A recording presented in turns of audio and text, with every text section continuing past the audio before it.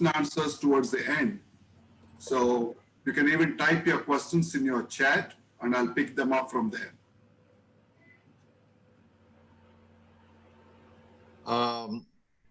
Subha, this is Anand here. Yeah. I noticed General Pitre has also joined the meeting from Pune. Welcome, General Pitre. I don't know if General Shankar and Pitre know each other.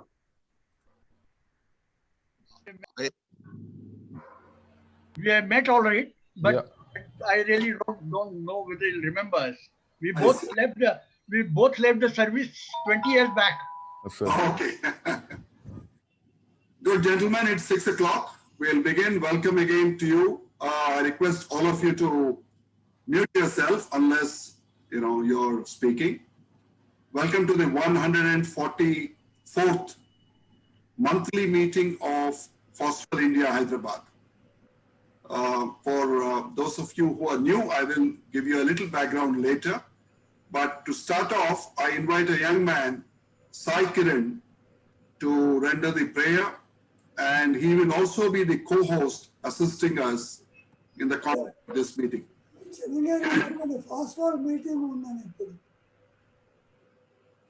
I request all of you to please mute yourself. Kiran, can you render the prayer, please? Yes. Hello all. Thank you, sir, for this opportunity. I'll start with the prayer. Where the mind is without fear and the head is held high, where the knowledge is free, where the world has not been broken up into fragments by narrow domestic walls, where the words come out from the depth of truth, where tireless striving stretches its arms towards perfection, where the clear stream of reason has not lost its way into the dreary desert sand of dead habit, where the mind is led forward by thee into ever widening thought and action, into that heaven of freedom. My Father, let my country awake. Thank you, Kiran. Thank you, sir. It's good to start with that very thoughtful and inspiring prayer of Rabindranath Tagore. Ever since we had this pandemic, Foswell had to change the format of its meeting. As most of you know, we used to meet physically in FAPC, the Federation of Chambers in Hyderabad. But since March, we have adopted this virtual platform and we meet on Zoom.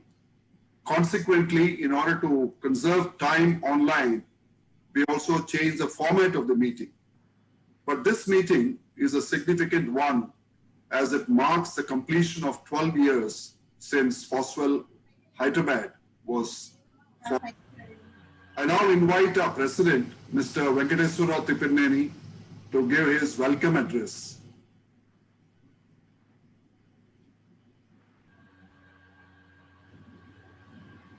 Raju, వినిపించట్లేదు.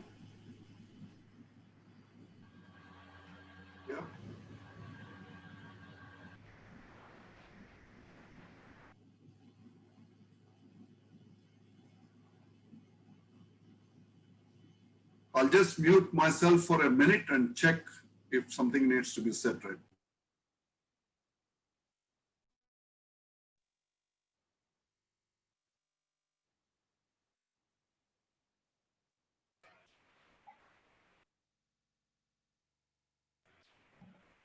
We can't hear you yet, sir. I think he has not started speaking.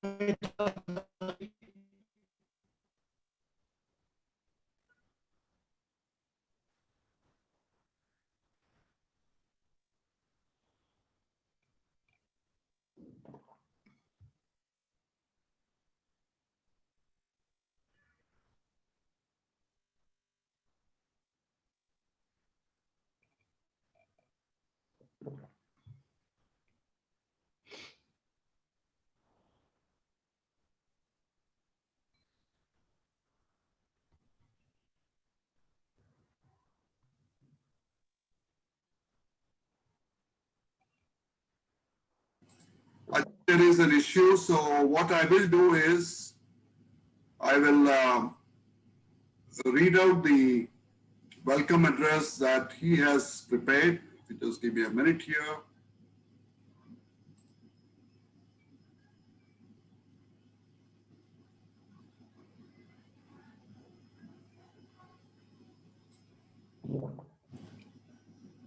Well, I'm reading this on behalf of the President, distinguished Speaker of the Day, General Shankar. I request all of you to mute yourself, please. CK, mute लो बेटा. Mute लो बेटा CK.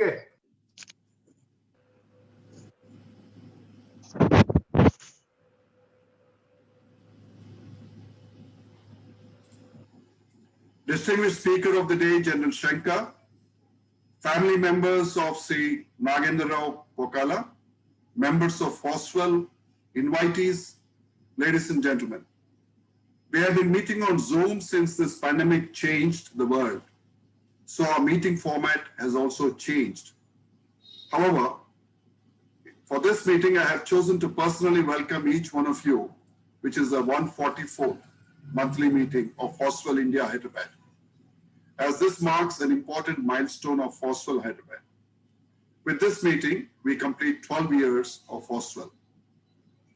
I wish to thank each one of our FOSWEL Hyderabad members, the several distinguished speakers over the years, the family members of very eminent persons in whose name we have an endowment lecture every month, and the generous support of so many of you in donating for the monthly logistics sponsorship or as an ad hoc contribution.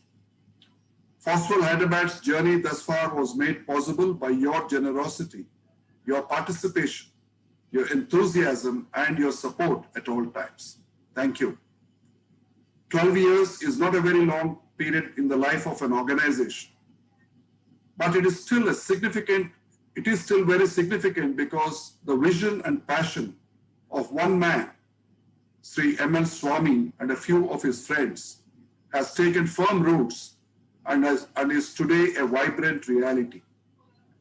It is time for the relatively younger members in their 60s to now take on the mantle and carry forward the idea of FOSWEL so that it may serve senior citizens in the years to come.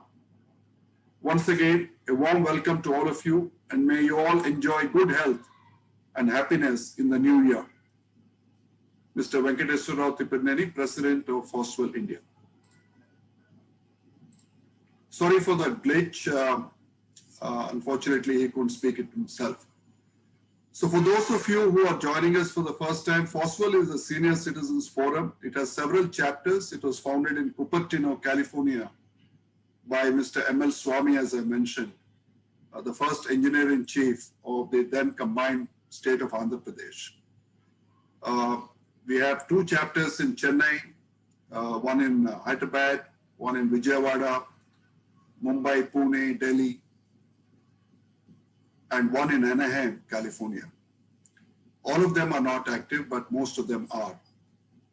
And we have been fortunate to have very eminent men grace all our monthly meetings. And we meet always on the third Saturday of the month at 6 p.m. Earlier it was in FAPSI, the Federation of Chambers, and now it's on Zoom. Without much ado, let me now invite one of our members, Mr. Sudhakar Putluri, former Chairman and Managing Director of ECIL, and a friend of our distinguished speaker of today, to introduce General Shankar. Sudhakar.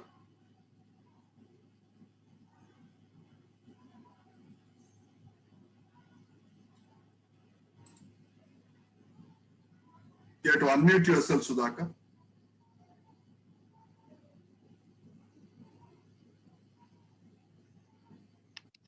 Yeah, please start. Thank you, Subbarao Garu. Over the past 143 FOSWEL monthly meetings, we had the opportunity of sharing the experiences of many eminent people and interacting with them.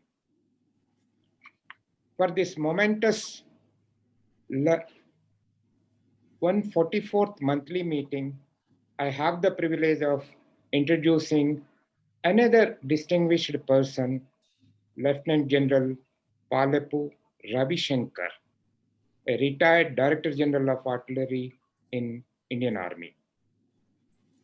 He has more than 4 decades of experience with Indian Army and has deep knowledge and understanding of defense planning and acquisition. He is a strategic analyst with a highly analytical bent of mind. He is a pioneer in the modernization of artillery through indigenization.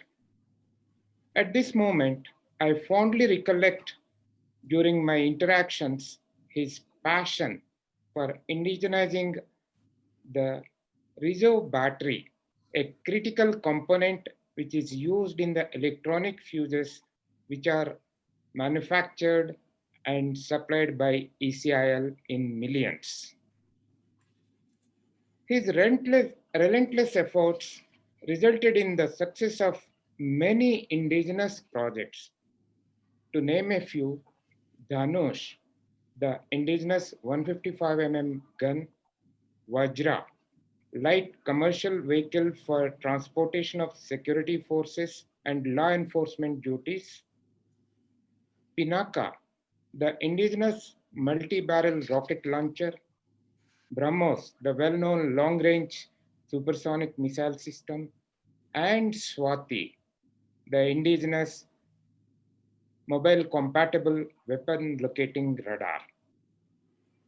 For the distinguished services rendered, General Shankar is decorated with Param Visisht Seva Medal, Ati Visisht Seva Medal, and Visisht Seva Medal. General Shankar is an alumnus of National Defence Academy, Khadakwasla, Defence Services Staff College, Wellington, Army War College, Mau,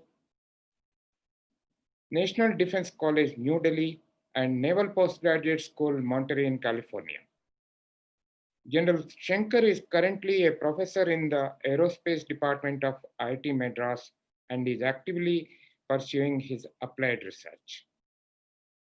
He is an active blogger and prolifically writes at www.gunnershot.com, which has got a readership of more than 1 million. General Shankar will enlighten us today with his talk on strategic independence of India and Atmanirbhar. Subbarao garu.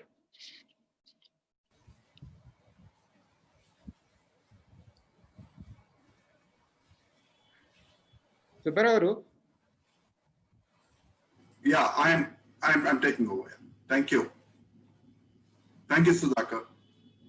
Before I invite General Shankar to give his talk, I'd like to also recognize the presence of Ms. Frauka Khader.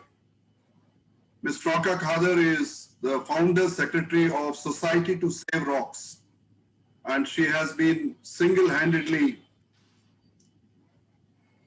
in the public domain as well as with the government fighting to preserve the rock formations of Hyderabad. We have invited her to give a talk on the rocks of Hyderabad in February. Welcome, Ms. Frauka. General Shankar, the floor is yours. Thank you, Mr. Subbarao. At the outset, I'd like to thank the Friends of the Same Wavelength to find me of the same wavelength and invite me over for this talk. I must say that Mr. Sudhakar and I go back some time, and I recollect fond memories of working together for the nation. And we have been able to do something together, and we've carried forward this friendship post our retirement. And that's why probably he's recommended me to be fit enough to speak to all of you. I also acknowledge the nice welcome of Mr. Venkateshwar Rao Tiperneni in welcoming me to this organization. And I must admire the drive of Mr. Subbarao in putting all this together. Having said this, what I'll do is actually when Mr. Sudhakar spoke to me and I had a talk with Mr. Subbarao, I really didn't have much idea about what the strategic independence and everything was all about. I mean, I had a vague idea, but not fully. It was after that we spoke that I put together my thoughts and I wrote an article out. And that article is what I'm going to present to you. With this, I'll share my screen and I'll put you through my presentation.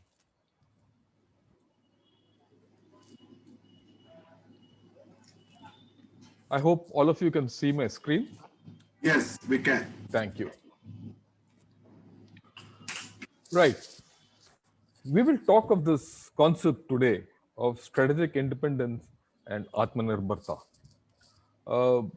Actually, both these ideas are very fundamental to me and I hold them very dear. As I've grown in life, I'm convinced that India has to be strategically independent if it has to be a nation of some consequence.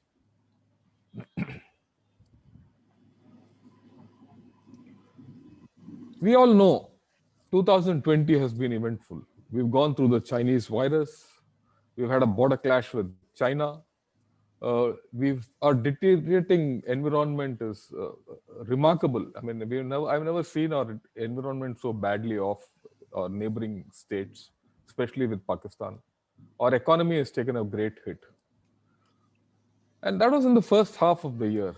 And maybe into the third quarter of the year also. But now you see India is pulling back. But how is it pulling back? It is pulling back through emergency arms imports so that we can face up to China. Our experienced armed forces have shown us the way to a large extent. We've taken on a great diplomatic outreach. Our economy has started rebounding, right? With now everyone's saying that we are going to be the fastest growing economy in the world. And overall, if you see, notwithstanding the overall numbers, we've been handling the virus far better than many accomplished countries. And it's time that we are a little more serious about this Atmanirbhar Bharat in case we have to achieve strategic independence and emerge as a power, as I had mentioned earlier. Right. Now, if you look at it in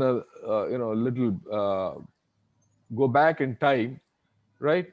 You saw the freedom struggle gave us political independence. The Green Revolution and Operation Flood gave us food security and independence from famine and hunger. They made us, all these farm laws and everything is because of the excess of grain we make. Our liberalization and reforms of 1990s, or that decade, gave us economic independence to a large extent. When we we signed up on the WTO and took part in globalization, we achieved partial technological independence through our atomic energy, space, and missile programs.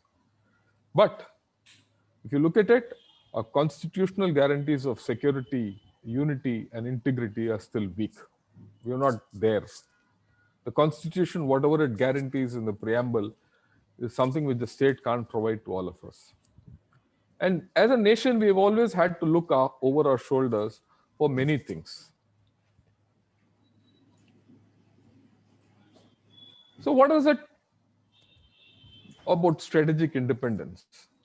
Strategic independence, we could never take independent actions on our own. If we had to go to war with Pakistan, there was subtext to it. If we had to take action against even the farm laws, even now, there were issues to it.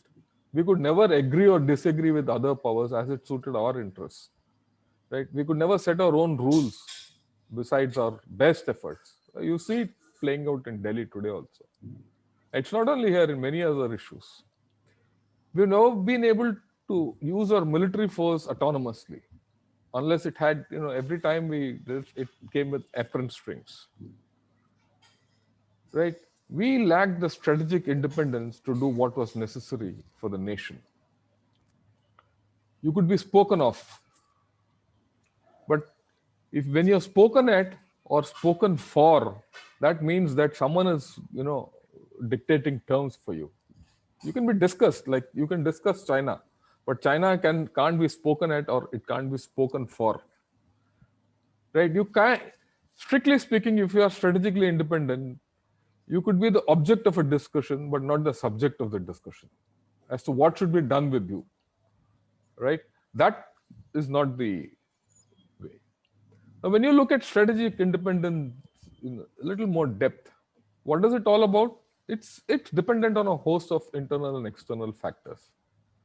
Right? At the same time, let me clarify, it doesn't mean self-sufficiency in all issues. That's chimera. But it means that you need to be strong in certain core and fundamental issues. And those fundamental issues should enable you to trade, barter, and negotiate on your terms or our terms. We need to be able to stand on our feet. You need to have the internal and external strength to live in an adversarial environment. I call Pakistan toxic and China as predatory. And they've been troubling us ever since our independence, without a doubt. Right. How do you judge the strength of a nation? Is India a weak nation? Definitely not. Is India a strong nation? Yes, in many aspects. But if you take some critical and crucial aspects, we are not that strong. The challenge ahead is to build upon our strengths so that the no part of it is marginalized as you expand the yes part of it.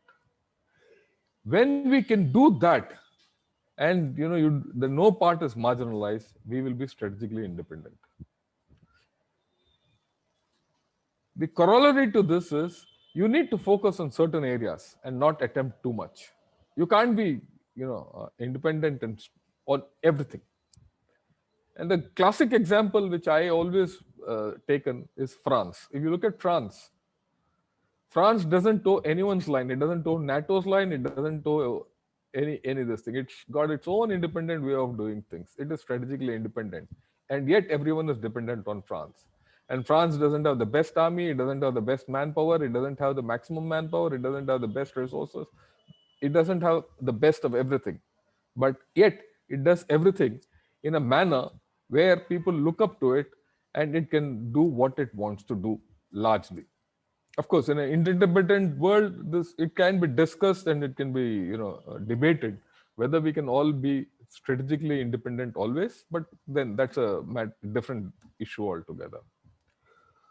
Right. Now, when you look at strategic independence in a country like India, you cannot miss out our population.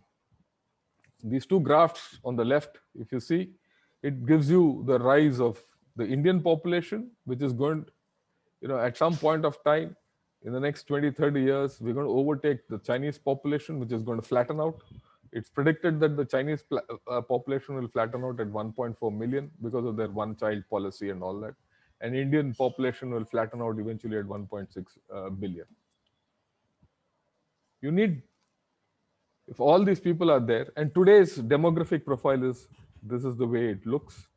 The youth bulge, as we talk, and the youth dividend we talk, this is how it looks. When you look at it a little ahead, China is going to grow here. A lot of old people, very few people to support these old people, and China is getting into a problem. Whereas we are going to have a cylindrical rise as we keep growing. Our youth and the old people, we're going to grow cylindrically up. But then, herein lies the problem, and herein lies our strength. You're going to have a lot of working age population here under this black line. But then, they need jobs. You need education and skilling, right? And 1 minute. Okay. And you will find that migration and the brain drain will continue. For the simple reason, at this point of time, or probably well into the future, you will not have enough avenues in our own country. It's not a bad thing, because people who go out, the second generation and the third generation migrants, have made India proud. And for example, we're going to have a Indian origin vice president in America, and already the PM of Ireland is a Indian origin person. And it is possible that tomorrow UK will have a, PM of Indian origin. So these people are going to go out. Whether they'll do anything for India is not the issue, but there's a deep connect. And that is what is more important. Right. Now, I felt in my wisdom, I might be wrong, and I'm open to debate on this, and I'm open to questions on this, and I'm open to even changing my mind. But I feel there's a 5-point framework, right, of health, data, defense, energy, and water, right, which will lead us to strategic independence. Why these? You might well ask this question. It is in these 5 that we have tremendous strengths. The best strengths of India outside the independence which we have already attained are in this. We have the best potential here. And equally, these are the 5 areas where we have phenomenal weaknesses. I mean, that's the thing. The good thing is that if we are smart about it, we can cover up our weaknesses, marginalize our nose, and build on our strengths. Let's take water. We'll take one by one. 54% of India faces high to extremely high water stress. It's one of the most water stressed countries. The darker portions are the water stress regions of the world. We'll look at it in a little more detail. Water stressed nation means what is it? That means the water availability per capita is below 1500 cubic meters per person. In terms of ranking, we are the 13th in the overall water stress. These are the 17 most water stressed nations in the world. If you look at it, India is more than 3 times the population of the other 17 countries combined. So you have actually a mega problem. We have to understand that.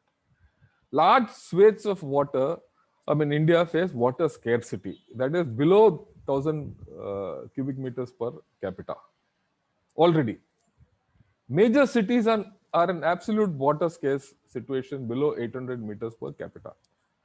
I'm living in a city where we struggle for water. You go to Delhi, the heart of Delhi has water.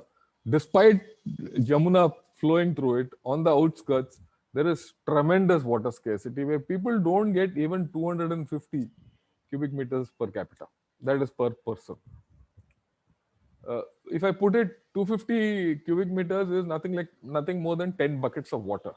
And look, this 10 buckets of water is not for an individual purpose, it is for a collective also. So a lot of that goes. Right. And we suffer extensively from waterborne diseases due to groundwater contamination and river and water body pollution. That adds on to your health crisis. As per most estimates, a major health crisis is looming. Right? And if you're going to be Atmanirbhar Bharat, and if manufacturing is going to relocate to India, and your groundwater depletion is taking place, where are you going to go? And that's a major, major, major problem. If you don't have water, forget Atmanirbhar Bharat and all these fancy things, it's going to be a major issue. Right. Definitely we need more water. Okay. Very funnily, we have adequate water. We have adequate water in the Himalayas and through our monsoons. But our problem is we don't manage it well.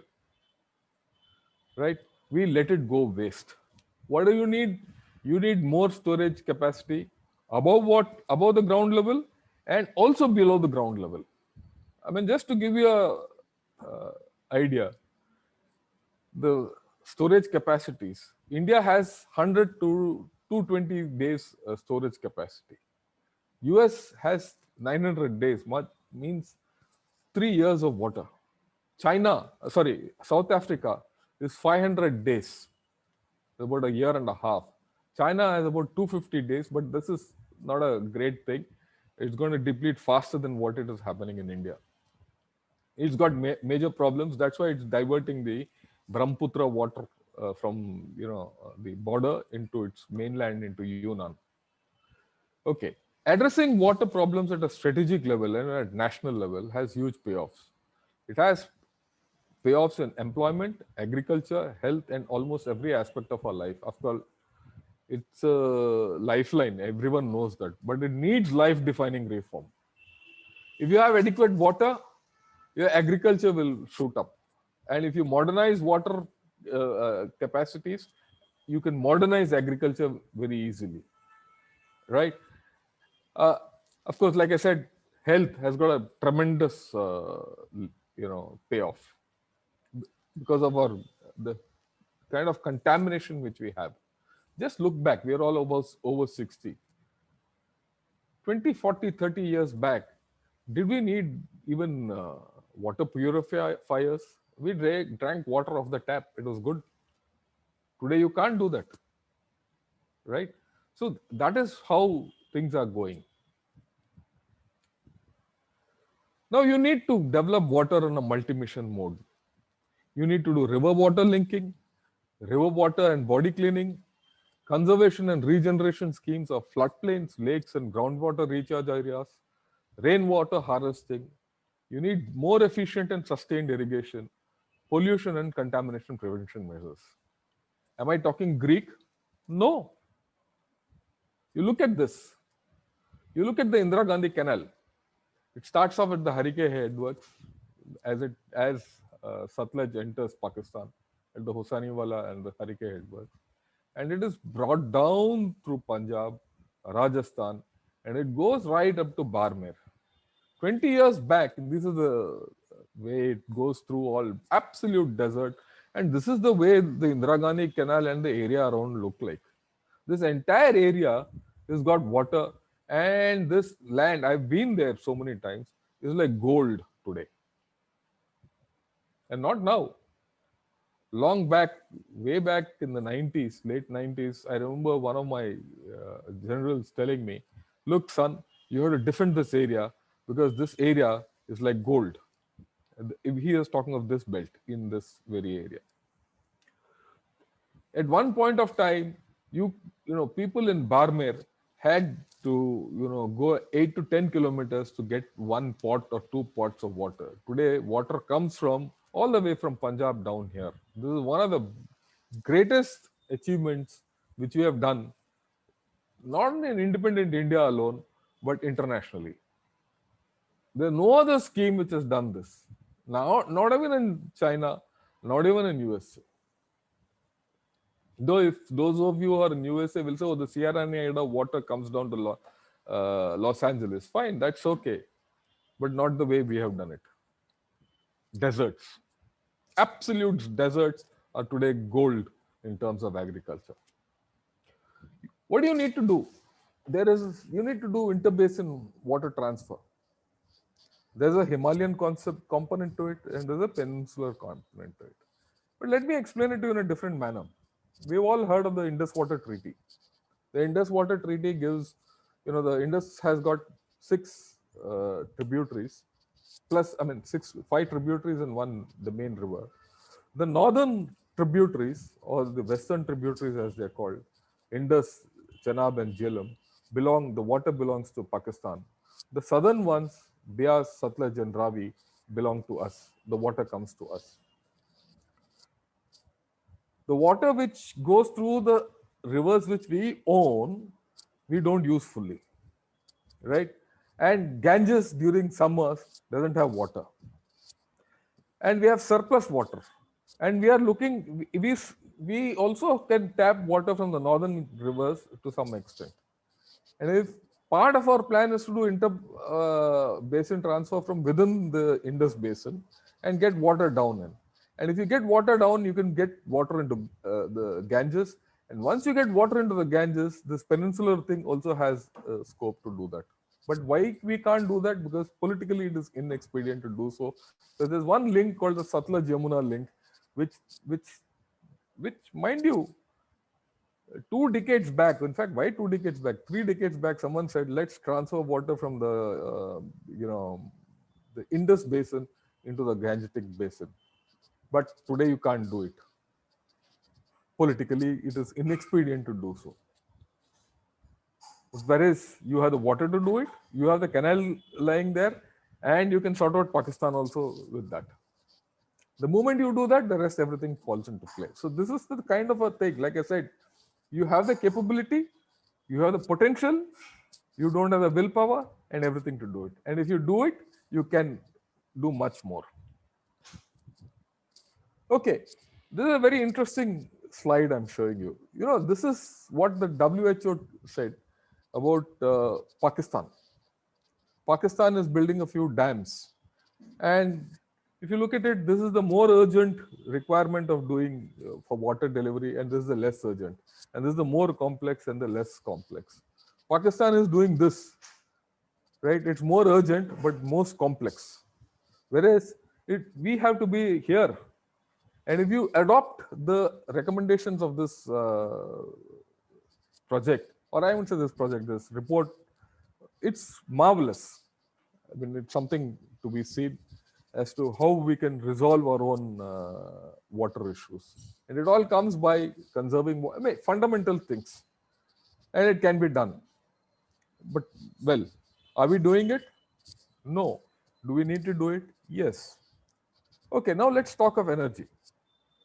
If you want to do Make in India, or you want to do Atmanirbhar Bharat, or you want to locate industry from China, which is decoupling from there, and do industrialization and make in India and all these things which the Prime Minister keeps talking of, right? And if you feel that all this will take your economy fivefold, plus you have this population of 1.6 billion, you need more energy. So energy security becomes pivotal. I mean, what you have today is one part of the story. What you need tomorrow is the second part of the story. Where do you go? This is it. I mean, look, this is a dated slide. Okay, this is old data I'm showing you. But if you want to do what you have to do, what we are dreaming of today, what our political masters are trying to dream, all these areas will go much higher. Okay, so this is the spread into 2040. This is a very conservative way of putting it here. What you need for industry, transport, residential purposes, and services and agriculture. Right? And of course, there's an unmet demand right now, and we are hoping to cover it up in the future. All that is fine. Okay, so this is what it is. You have a demand which is going to keep going up. How are you going to get it? This is, as per your current policies, this is where you are. So much of coal. That means you're going to deplete your coal and increase your pollution, as it is in a country which is polluted, which means you're going to hit your health sector, which means you're going to hit your water thing. Everything is connected. Right? Now, if you look at it from an international point of view, we are going to be the biggest consumers of coal. The worst thing, if China is moving out of coal, if you see China is today one of the biggest consumers of coal, but in the next 20, 30 years, China is going to be nothing. So that means we need to make moves to secure, firstly, long-term availability of oil, fossil fuel. Right. There is no way we can decrease our energy dependence on fossil fuels, but then we need to move away from them. Like I said, the pollution is going to kill us. But then the key is to increase renewables and go nuclear. This is very, I would say, critical. You have to look at renewables in a long-term perspective, as also nuclear. Well, I'll explain the nuclear bit a little more. Okay. All of us know that Kerala sands are full of thorium. Okay. Now, thorium reactors are much more safer than uranium reactors. Now, in fact, we are the lead researcher in thorium. We are the only country which has an experimental thorium reactor going. There is a cycle time for it. People say that it will take another 15 to 20 years for us to get thorium online. That is, it commercially give electricity to us. And then once we are able to get that thorium cycle going, the thorium will give us a lot of energy and give us a lot of relief. But Can we hasten that cycle is the million-dollar question. And today, we have the opportunity to do so. Will we capitalize on it? Is the issue. I mean, India is the leading researcher in thorium in the world for the simple reason we've got the maximum thorium content. The beaches of Kerala are full of thorium. No other country has got so much thorium, and that is why we have been doing so much research and others have not done research. Then the moment you do that, you're strategically independent. You don't have to bother about nuclear supply group. You don't have to bother about China. You don't have to bother about so many other issues. Right. Then the next thing is we have to invest in hydrogen technologies and harnessing space-based energy. This is the next big thing. I mean, if you think the Mangalyaan and Chandrayaan programs are just to go loaf around the moon and see how it looks, or how the Mars looks at closer distance, so that I can calculate my astronomy based on the closer look. No. Both Chandrayaan and Mangalyaan have a very specific requirement. Chandrayaan to discover water on the surface of the moon. Water is called the oil of space.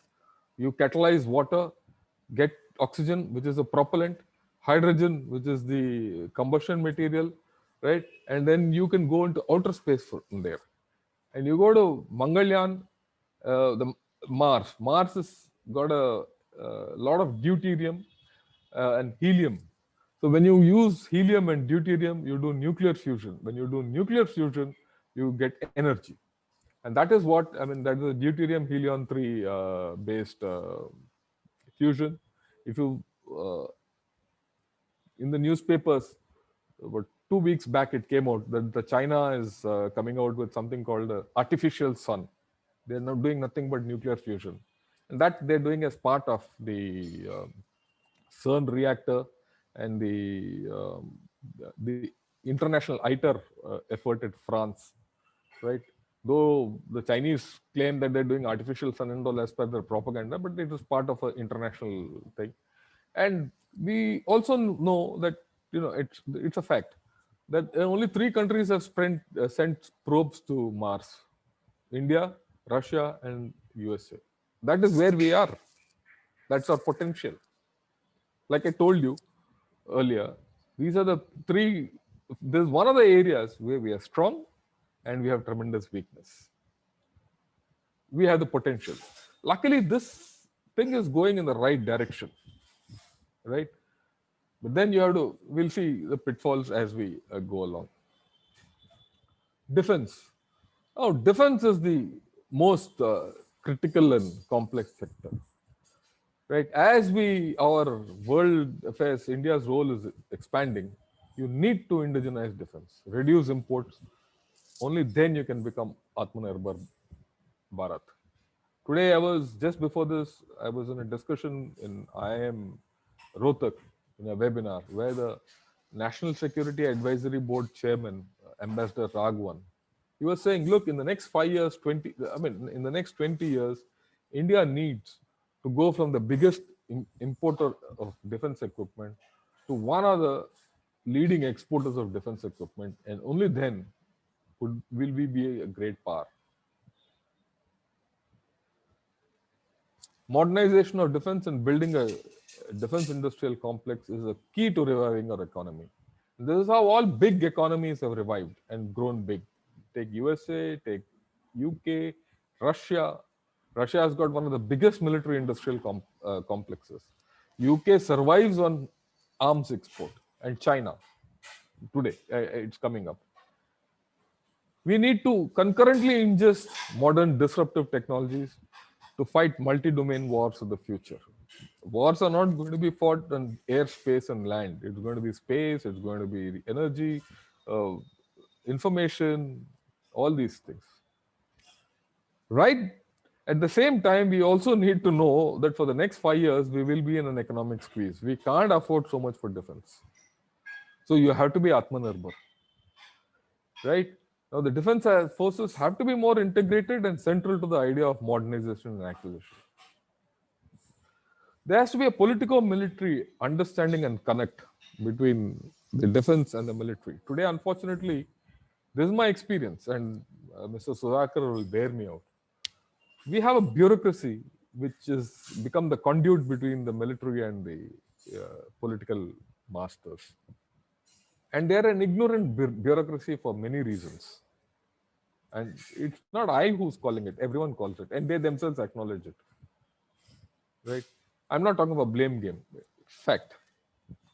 And somehow this has not made our defense potential grow beyond a point.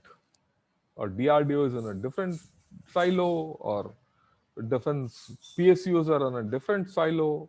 I mean, so funny. ECIL, which makes things for defense, is under atomic energy. Fine, it needs to be together, but there are methods to do it. We don't have it. Right? Like I said, the bureaucratic control, process-oriented procurement is outdated. We have to think differently. There's a revolution in military affairs going on. All these technologies are going to come lead us on to defense disruption in military affairs. We have to look at civil military fusion. You know, the colonial system gave birth to the military civil fusion. It was refined by USA when they went on, in the shipbuilding spree in the last century. Internet actually started from the army, copied by Google, Facebook, and now it's come back to us as interconnected systems and network systems. Now, China has taken this to a new level. It's a pretty sinister level, and China, through MCF, wants to convert PLA into a technologically advanced military. Look at Huawei with its dual-use this thing. I'm not going to go into the Daimar Basha Dam, but this Daimar Basha Dam is a dam which is being built in Pakistan, in Gilgit-Baltistan, in disputed territory. That's going to give it, while they're going to be making a dam for the next 10 years, a lot of Chinese people will be in disputed territory with the ability to get into India, and then we're going to have a problem from both ends, Eastern Ladakh and from Gilgit-Baltistan. You need to look at core dual use. This is what China is looking at. They're looking at artificial intelligence, they're looking at new materials, energy storage. China controls the lithium-ion battery chain, communications, and nuclear power. Like I said, these are virtually what we've been discussing so far. Now, what are the areas for military-civil fusion in India? We're looking at infrastructure, you look at Himalayas, anything to do with the Quad, we have to go into it. ISR is intelligence, surveillance, and reconnaissance, armed forces, armored fighting vehicles, submarines, missiles, ammunition, digitalization, and new materials. All these are areas for military-civil fusion. Right? What are the avenues we're looking at? We're looking at space, networks, control systems, energy, water, health, data, and information. I've just split up a few issues more. All these will lead to strategic independence. Right, these are the things which you need: drastic overall. You need extraordinary responses. You need to have. We have had a lot of success stories in Navy, artillery, air defense, and other strategic systems. We need to exploit them. You need to imbibe lessons from space and atomic energy programs. And then you need to have prioritization, import substitution, and all these other things which I've written. Health is a low-hanging fruit. We all know that. We have a strong health sector. Our pharma and medical products, we are a powerhouse. Vaccines, the world won't get vaccinated without India. Your doctors and healthcare professionals is outstanding. We have so many of them. We have an international footprint in medical services. We need to get our API back, active pharmaceutical ingredients, which was broken 2 decades back. Get that. I think that's the only thing which is missing in this thing. And leverage our medical professionals, boost medical tourism, have an indigenous healthcare network based on research, production, diagnostic, and service.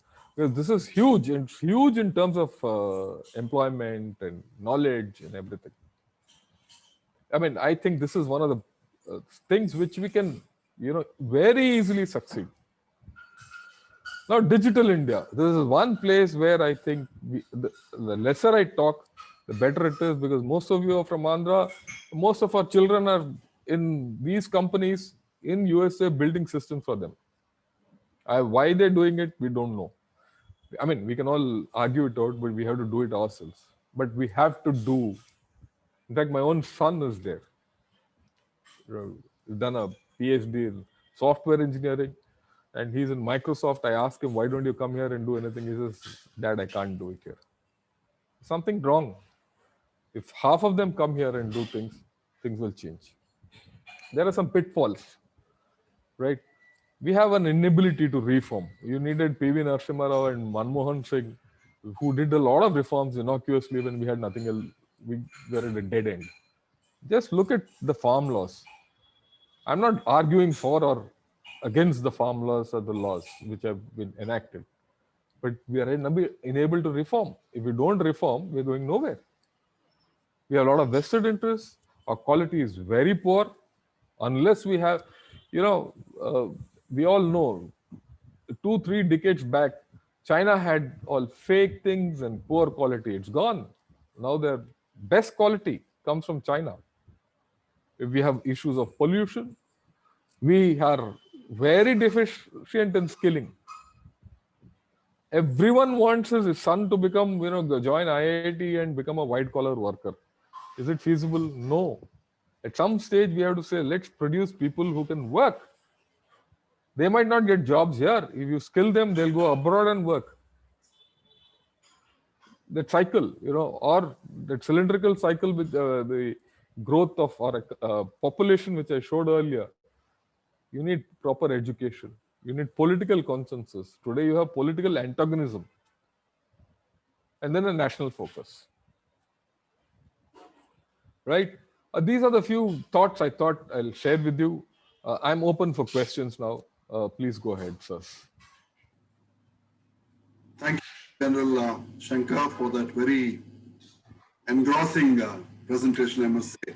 I mean, there are already quite a number of questions, but let me just take a short interlude while people are typing in their questions. Please go ahead and type your questions into the chat box.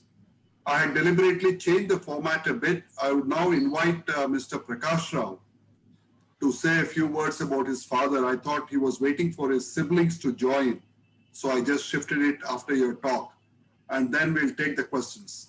Please type your questions into the chat box.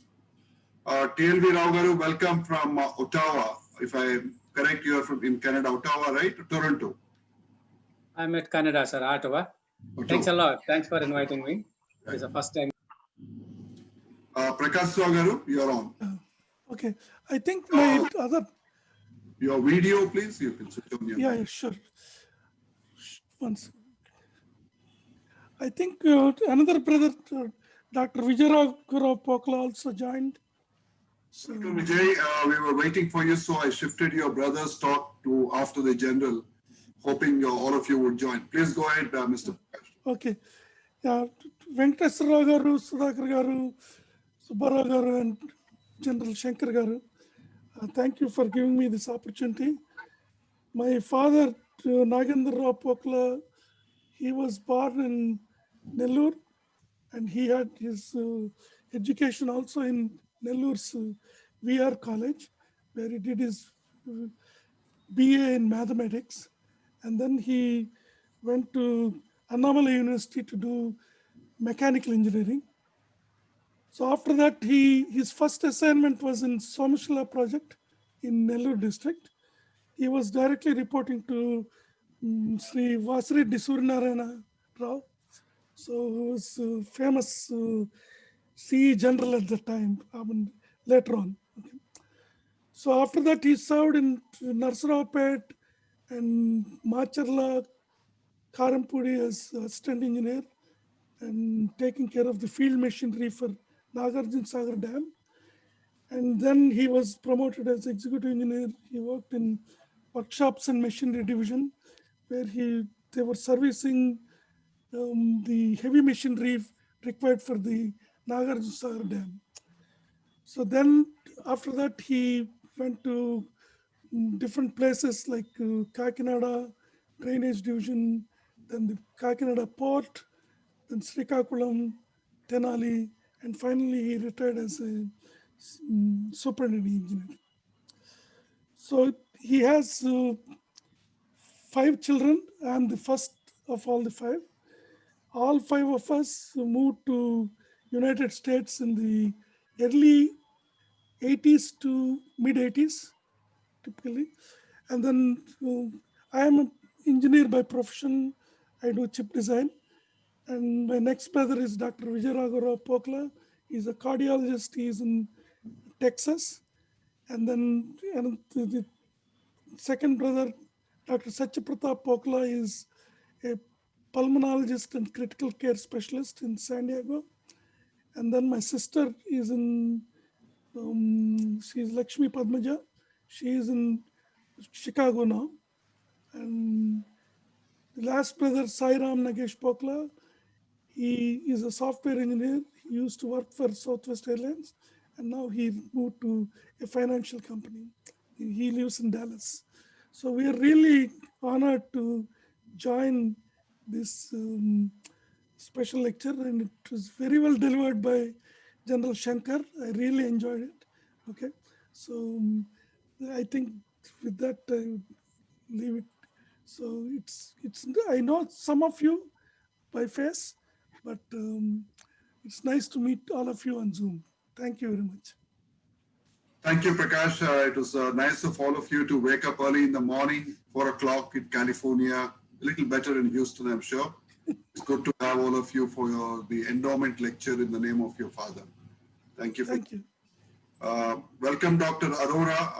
I also would like you to meet Mr. Sharma, who is the president of Foswell in Chennai, Anna Nagar.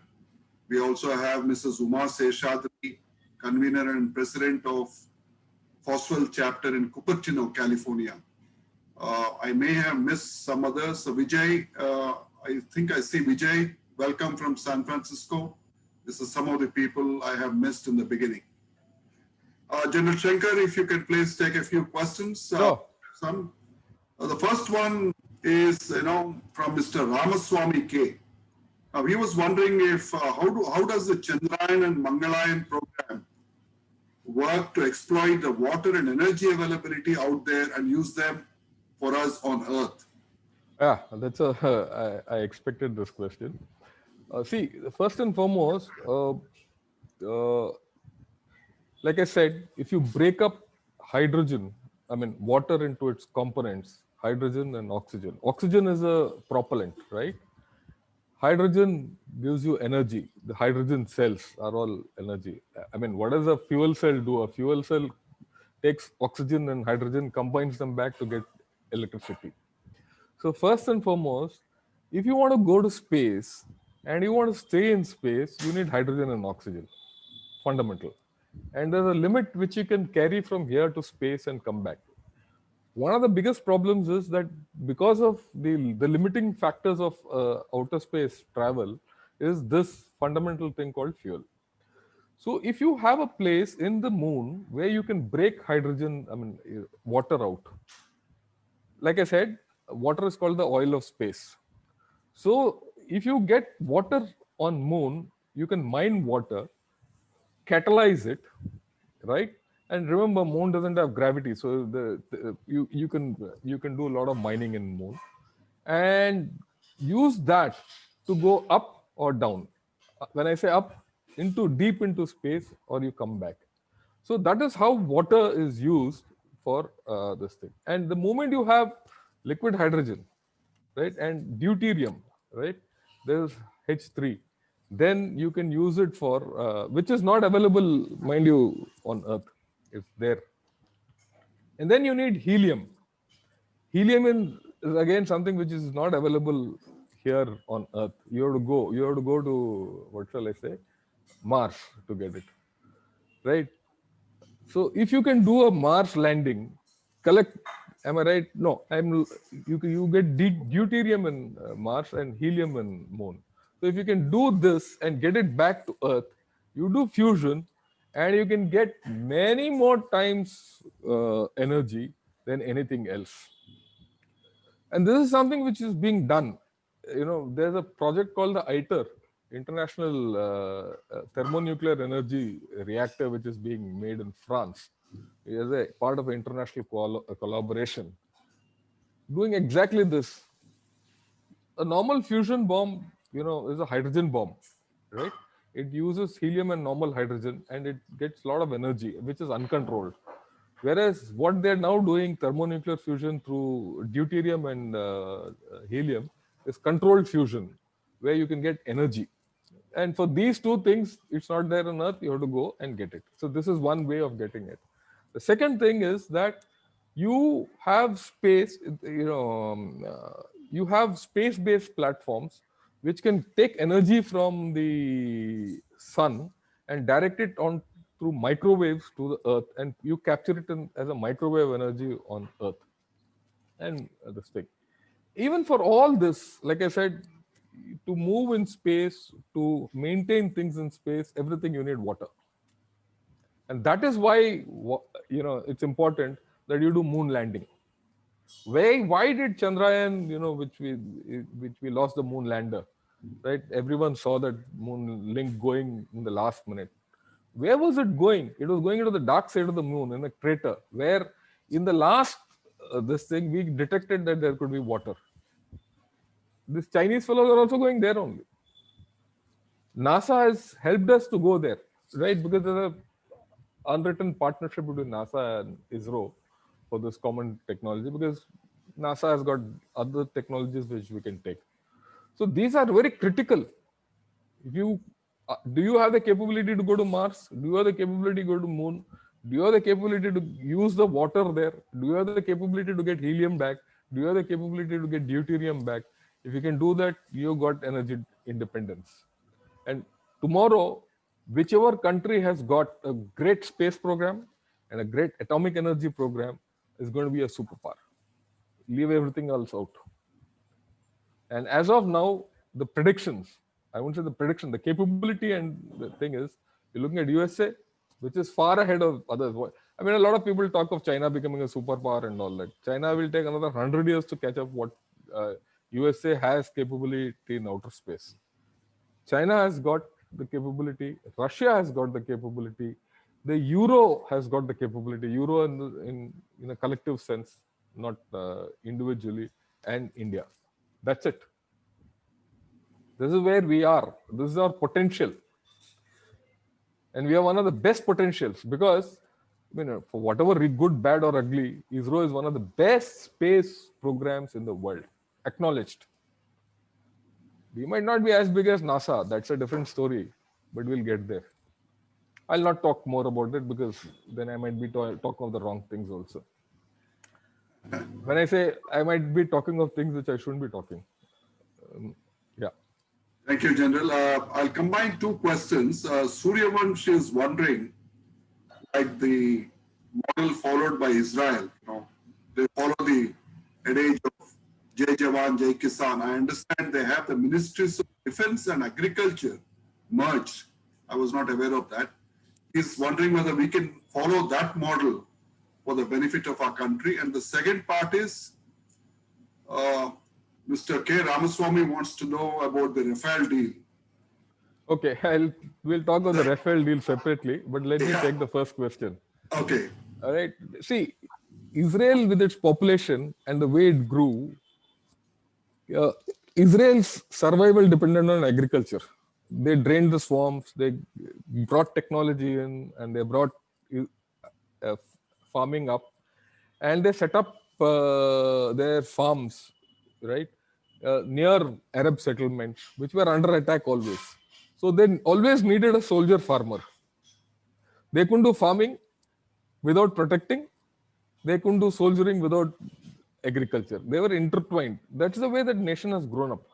And that is why they have this combination right from the beginning of, and they are even transferring their agricultural produce from various, isolated settlements to mainland, right? They needed this, the soldier to be a farmer and vice versa. It was only after the 7-Day War and those wars which they had, two of them, the 67 war and the 71 war, that they moved away from this thing. But that's a culture. Once it sets, it's like it's continuing. And plus, they have a small population. Not in our case. We've had very clear martial traditions ever since colonial days or even before. We never had the farmer and the thing together. Look at our colonial history. Why colonial history? Go back in time also. We never needed the agriculture ministry and the farming, defense ministry to be together. I mean, we don't need it. Our population doesn't demand it. But there's a fundamental connect. Most of our soldiers come from the farming community. They have a connect at the fundamental seminal connect at the umbilical connect at the bottom. In fact, I learned farming through my soldiers. I learned farming from the fact that I went to all these places. I used to sit on the Indira Gandhi Canal and speak to Sardarjis. I used to go sit in Assam when I was in jungles and see their integrated farming systems. When you're talking to people, in villages, you're staying in remote areas, and you see different modes of farming and things like that. And I learned everything there. I myself have not grown one piece of grain, except fancy plants. But one learned from all this. So we have a fundamental connect. I don't think we need that kind of a Israel model. And let me also put it across to all of you. India has to do things the way India needs. We don't have to follow anyone. We don't need an Israeli model. We don't need a US model. You don't need a Russian model. You don't need a Chinese model. You go back to go back into Mahabharata and our own Ramayana. It's all there. It's there in our Vedas. You go into villages and sit next to a tube well and you'll understand all what I'm talking. I'm not talking Greek. We have it in us. The farmer on the ground knows how to grow his crop. We need to assist him with technology. How do you leverage your digital technology with what he knows is the question, right? The issue is political. Unless you reform your farm bill, you can't do this. What that reform is, I don't know. I'll not comment because that's a political issue. But reform is a must. If you don't reform, you're not going anywhere. Right? So let's not get carried away by someone's models. We have to evolve our own model. Now, as far as the Rafale is concerned, we need the Rafale. As simple as that. Right? Again, our political issues, politically our growth has been so bad. I'm talking of common citizens. I'm in as bad a situation as you are. We all understand what I'm talking. Antagonism, we don't have any consensus. Right? Today, China is sitting on our doorstep and we have our own political parties fighting with each other. Why did the Prime Minister say this? Why didn't the Prime Minister say that? This was not the case 20 years back, 30 years back, when we rolled over, 71, Bangladesh. And that was the time when Vajpayee came forward and said, look, don't worry, we are behind you. He told Indira Gandhi. Today, has the same thing been done back? No. We are more interested in fighting amongst ourselves than fighting a common enemy. Same problem with Rafale. It's become more political than anything else. And you needed these Rafales not now, 20 years back. And unless we don't change our mindsets, like that's what my biggest problem is. Why am I friendly with Mr. Sudhakar? This is the only reason. We did something for the nation, which we broke barriers and went beyond normal. And what did we contribute yet? We contributed something. We are very proud of what we have contributed. But did we contribute enough to make a difference to the nation? In one sense, yes. In one sense, no. We could have done much more. Why couldn't we do much more? Because of our polity, because of our bureaucracy, because of our political issues, because of our own problems. He'll bear me out. We could have done much more. Right? To be very honest, when I first met Mr. Sudhakar, and this was now about 8-9 years back, we were in a dead end as far as fuses. What is a bloody great fuse? A fuse means head of an artillery shell. If that fuse is not there, you can't fire. You don't have an artillery shell, you don't need a gun, you don't need anything else. You're dead. We were at a dead end. Ask him. One day when I went to the ECIL, I found cobwebs in that. We have a beautiful plant which was having cobwebs. And he cribbed to me. He said, sir, from here, no, other people poach our expertise and take them off. We don't have orders, nothing. You go today, it's humming with orders. They're overburdened with orders. But for that, it took us a lot of effort. It's a great effort, great achievement. But is it enough for the nation? I don't think so. I feel still small. Why am I doing applied research? I could have taken a cushy job in any multinational and been happy. Right? Why should I still be struggling with IIT people developing small things for the nation? We have to have a commitment. Beyond money, beyond everything. Yes, sir. Next. Thank you. The next question is somewhat related to your lament just now, relating to funding of all these projects. Do you have any suggestions on how government should fund this defense? Yes. I think so. There's a relevant question, and economically we are not going to be well off in the next. So the way to fund it is through the public. Your DPSUs, you have to go public. The OFB has to go public. Sell the shares to the public. Make these accountable to the public. Right? And once the public starts questioning, today all these are holy cows. The funding will come automatically. After all, I mean, it's a very fundamental thing. The modernization of a plant will come automatically. When they are made to perform, they'll come up with good things, which the army will find it easy. Army, Navy, Air Force will find it easier to buy. Then you have a virtuous cycle to go after. And then when they start making profits, they can put more in research. And they cannot make profits unless they put more into research. Today, they're not accountable. They go to the government, get a grant, they put something, whether they produce something or not, no one accountable. There's no board meeting, there's no AGM, no nothing. If tomorrow you buy a share in, say, ECIL and ECIL doesn't perform, you'll ask him, why is the ECIL not performing? You'll hold them to task. This is what happens in USA. We should take the positive models. So there is a way, there are ways, right? And it's up to us to, you could give assured, the government can give us assured orders. You say, okay, I need 100 guns. I will buy from, say, Bharat Forge or L&T, 50 each for the next 10 years. But I'll give you deferred payment of 2 years. Will they accept it? Give a model. Money is not everything. It's ideas. After all, finance goes on circulation. Any financier will say, yeah, let money circulate. So we have to think innovatively. Money, I don't think money is an issue for India. It is ideas.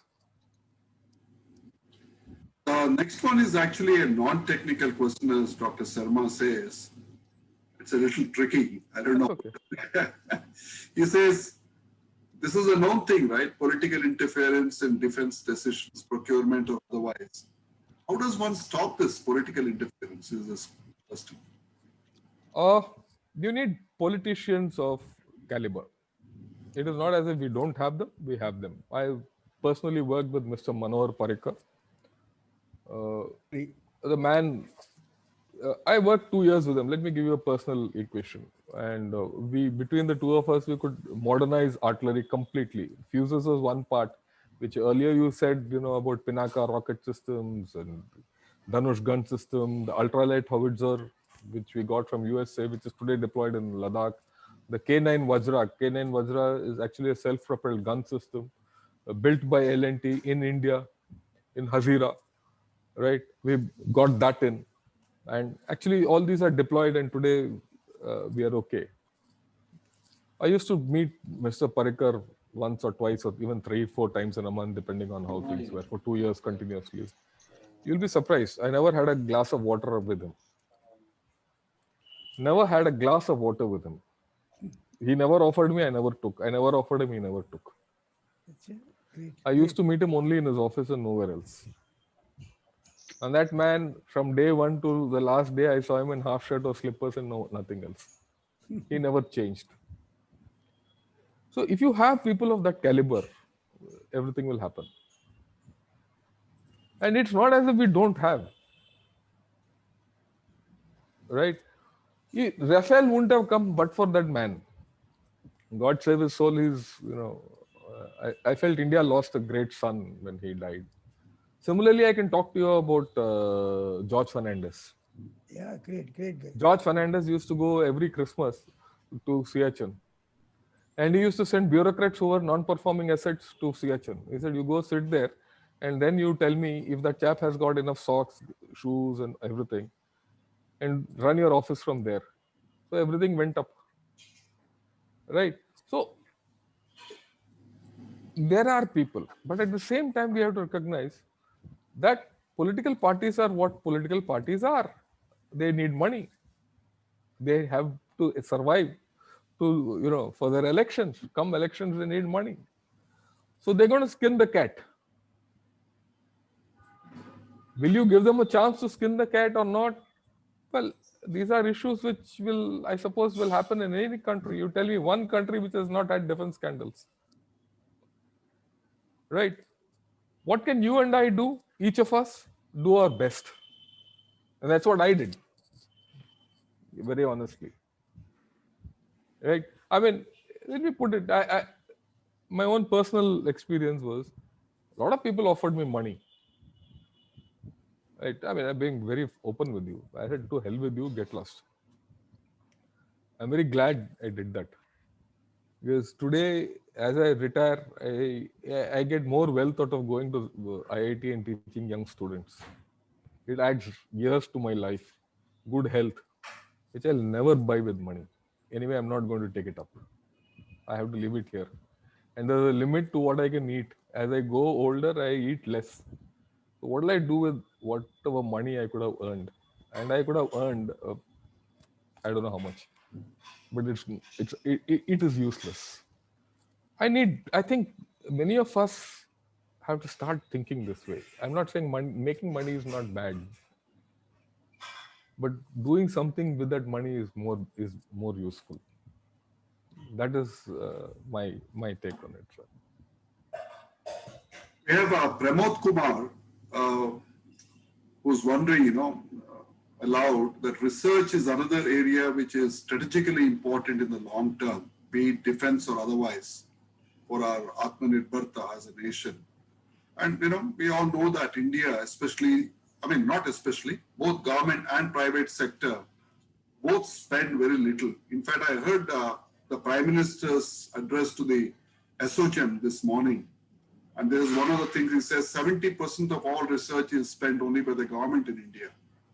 So, and this needs to be upped. And Pramod was wondering what your views on this are from defense. See, our private industry are traders. They'll buy from somewhere, sell elsewhere, and make money. I've been on the board of a few heavyweights, defense heavyweights and others also.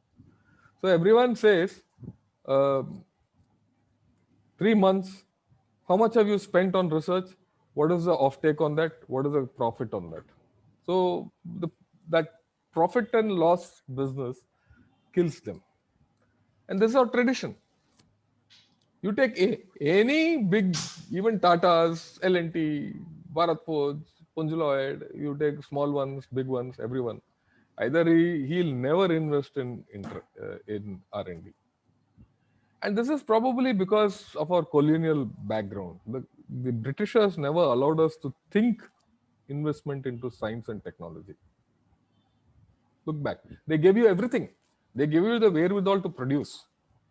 But they never gave you the wherewithal to invent. And if you had the wherewithal to invent, they killed it. And for the first 5 years, I'm putting a rough timeline of our growth as a nation, we never knew how to make. We only knew how to buy. It became an addiction with us. Today, you're trying to de-addict yourself. Because you didn't have milk, you had Operation Flood. Because you didn't have rice, you had Operation, and we became surplus in food. Because one day someone took your gold and put it in Bank of England, you started reforming. Someday something will happen. We will come to that. But you see, unfortunately, China, which is your biggest threat, you stopped him at Ladakh. You are not had something worse than that. Yes, so you are trying to reform, but will you reform the full length? Because China has got this hit, he'll not come back again in a hurry. Right? Everyone today says, oh, that fellow's gone back, so we have time. So we have to have some fundamental thinking, difference in thinking to make ourselves go forward. For the private sector to come in a big way, the public sector to come in a big way, and look beyond profits. That's the way to go forward. Maybe I'm talking a little philanthropically and philosophically, but if you don't have both these, you will not be able to invent or create something for yourself. Well, in the same thread of philosophical approach to nation building, Raghavendra, who's a forceful member, a young professor at an engineering college, he was wondering what needs to be done to inspire, to develop this sense of belonging and patriotism in the present young generation, if they are to do what you just said. Right.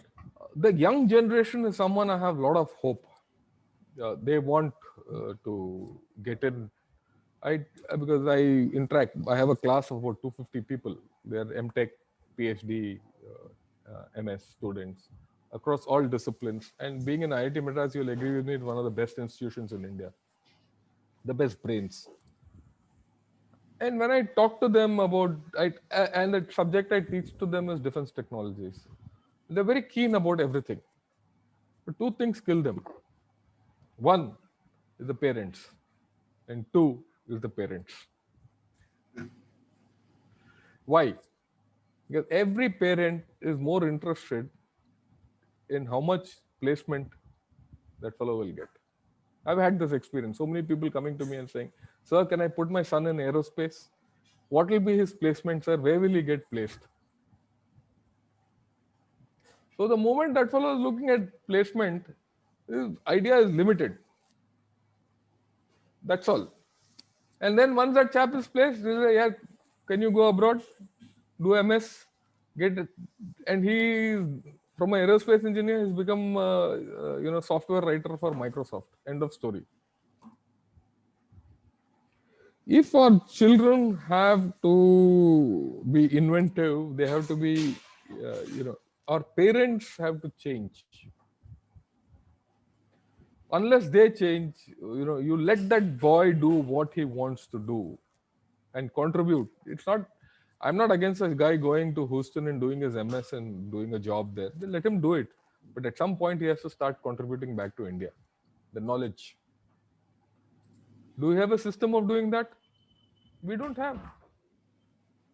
How many people, have come from there and resettled back here and they're struggling here and making things happen? So there's a systemic problem. Unless we get, it's not necessary in defense. Look, you have water, like I said, health, energy, everything. So many are there. So many fields are there and we have so much knowledge. We just have to get it back. And we have to facilitate it. No, the government will not facilitate it beyond the point because the government is incapable of doing it. You go in your own, go to KCR and Son and leave these two people out and look at all of the ministers and see how many of them will understand what you and I are talking. That's our government. That's across the board for all governments. They are not unique in Telangana. So we have to do it. That's my view. I mean, it's a little radical, like utopian, but that's how it is. One last question, General. I think I've exhausted all from the audience. You spoke about the military industry conglomerate, as in other nations, most economists have developed. But there's also one school of thought which says that it is for this industry military nexus to survive that developed economies want always a war in some theater in the world so that their arms can be supplied. Any thoughts on that? Yeah, I agree with you, but it is so. But today, the way warfare is changing, right? It's no more that you're going to fight wars of the Second World War variety where people are going to get killed and all that. It's going to be short, sharp wars, sharp engagements. It's more power, getting into positions of power, and application of power is more important. Or rather, the threat of power is more important than the application. The implied threat is more than the applied threat. That's the fundamental thing. We're not going to this thing, but you need to have all that to grow. You don't have a strong army, navy, and the air force, someone's going to come and take it over. That's what our history tells us, right? One way or the other. So while there is some truth in what people are saying, like America, they say the defense military complex has invented wars. Fine. In our case, it's a little different. Like I said, Pakistan, you have a fundamental problem. No matter what you do, you're going to be at war with them. You don't want to use the word war, it's conflict. Same with China. China has already entered Sri Lanka, Bangladesh, Myanmar, Maldives. They're going to take over island there. That's what they're trying. At Bangladesh have this thing. So we have, unless we invest in our own neighbors, we can't go anywhere. And those neighbors want arms and ammunition. They want security. You have to be a net security provider in this area, in this Indian Ocean region and the continental region, for you to move ahead. You need that power to go make inroads into the Middle East, which we are doing today. For your energy security, after all, your lanes of communication, your energy lines have to be protected. It can't come, pirates and Pakistanis and Chinese can't hijack your energy security. So there are a lot of things which are interrelated. Your water security. If you don't have a strong army, you will not have water. All those fancy inter-basin transfer which I've spoken of comes on the back of the fact that they can be defended. Why does Pakistan want J&K? Fundamentally, they had no love loss for Kashmir. It is their water security. Why is China trying to divert water from Brahmaputra? It's going to be a conflict in future. It is going to be a point of conflict. But they need water because people don't have water to drink, which I've explained to you. So they're all interrelated. So I leave it at that. Thank you. This was really fascinating. I think a lot of food for thought. But we didn't expect anything less from you. Your reputation preceded you, so I am not surprised at all. And of course, Sudhakar has added some other elements. All of you can see in your chat on the nuclear program of the country for energy and how we are progressing. So please do look in the chat. I now invite our secretary, Mr. Subhash Chandra Bose, to propose a formal vote of thanks, and we'll wind up for the night after that. Thank you all for joining this 144th monthly meeting on Zoom. We thank the family members of late Sri Pokala Nagendra Rao for establishing an annual endowment lecture in his name.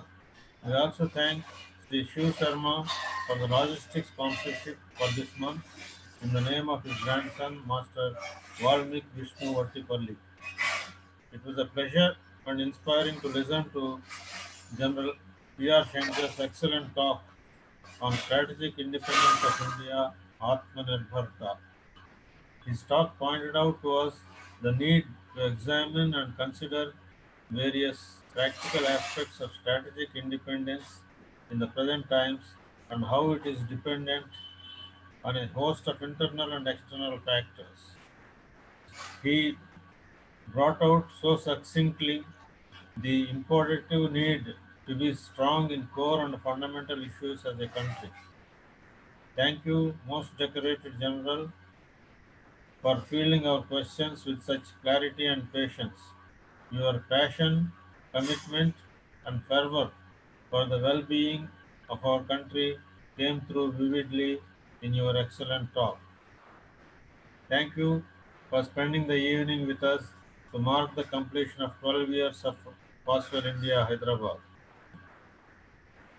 Thank you, Master Sai Kiran, for rendering the prayer and assisting as the co-host. I must thank Sri Sudhakar Kotluri, former Chairman and Managing Director of ECIL, for introducing and inviting General Shankar as the distinguished speaker for this landmark monthly meeting.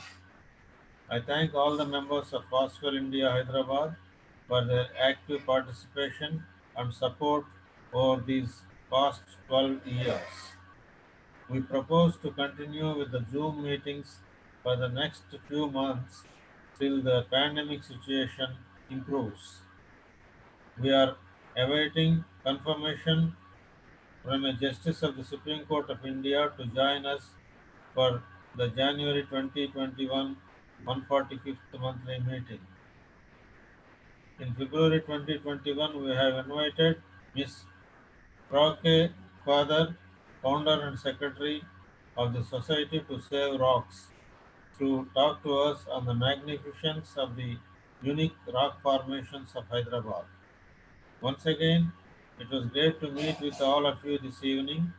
Wish you all a good and safe weekend. Wish you all a very happy and safe New Year and holiday season. Good night, ladies and gentlemen. Thank you. Thank you, General Shankar. Good night. Thanks a lot, sirs, and thanks for calling me. It'll be a pleasure to interact with any one of you. You have my contact. You can give it to anyone. Anyone coming to Chennai will meet. And Sudhakar Garu, thanks a lot. Subbarao Garu, thanks a lot. Thank you.